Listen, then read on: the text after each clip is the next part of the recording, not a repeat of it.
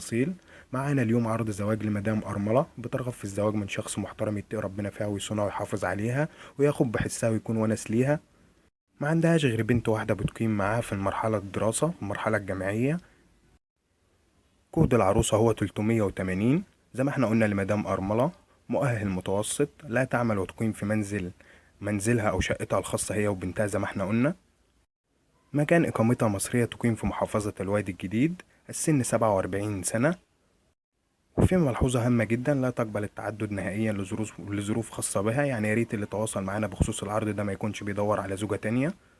وقبل ما نقول مواصفات الزوج اللي بترغب بالارتباط به، يا ريت حضراتكم تشاهدوا العرض من البداية للنهاية عشان تكون عارف جميع التفاصيل الخاصة بالعرض، علشان العرض لو مناسب لحضرتك وانت فيك المواصفات المطلوبة من قبل صاحبة الإعلان، تتواصل معانا برسالة فيها بياناتك الشخصية، البيانات زي مكان الإقامة وحالتك الاجتماعية ومؤهلك الدراسي وعمل حضرتك، علشان نقدر نعرف بياناتك على صاحبة الإعلان اللي انت بترغب بالارتباط بها ويكون نقدر نهتم بالطلب. وبحب اقول للناس اللي بتتواصل معانا وبتكتب رساله فيها بياناتها ورقم تليفون، يا ريت بعد اذن حضرتك بلاش تكتب رقم موبايلك بطريقه الارقام، اكتب رقم موبايلك بطريقه الحروف. وانا قلت لحضراتكم قبل كده ازاي، بس انا بقول للناس المشتركين الجدد معانا على القناه، عشان انا بلاحظ ان في ناس بتبعت رساله فيها بيانات ورقم موبايل ليه بطريقه الارقام، ومع عبال باجي اتك على الرساله عشان ارد على حضرتك بلاقي الرساله اتمسحت. وباكد لحضراتكم ان ده مش مننا، ده من اليوتيوب ذات نفسه، لان اليوتيوب مانع التواصل على ارقام موبايلات، لان زي ما انا قلت قبل كده ان هو بيعتبرها دعايه لشركات الموبايل.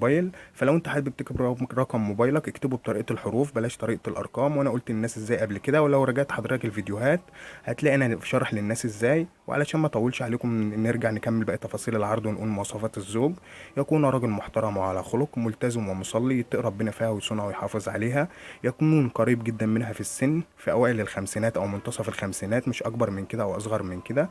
يكون لديه دخل ثابت او عمل ثابت او موظف، ويكون قادر ان هو يوفر ليها سكن خاص بها، لانها هي زي ما احنا قلنا بتقيم في شقة في منزل العائلة، ودي شقة بنتها، فمش هينفع ان هي تقيم في نفس البيت.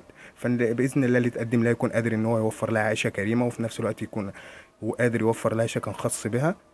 ومن أهم شروطها وللجدية في طلب الزواج منها إن هو يكون من داخل المحافظة اللي هي بتقيم فيها، لأنها لا ترغب في الإقامة خارج بلدها، لأن هي لازم تكون قريبة من بنتها وتراعيها. فربنا يقدم لها كل الخير ويرزقها بالشخص المناسب ليها. طريقة التواصل معها هي شخصيا، فعلى من يجب بياناتها مناسبة ليه وهو في المواصفات المطلوبة من قبلها، يا ريت يتواصل معنا برسالة فيها بياناته الشخصية. زي ما احنا قلنا البيانات زي مكان الإقامة وحالتك الاجتماعية وعمل حضرتك وحالتك الاجتماعية.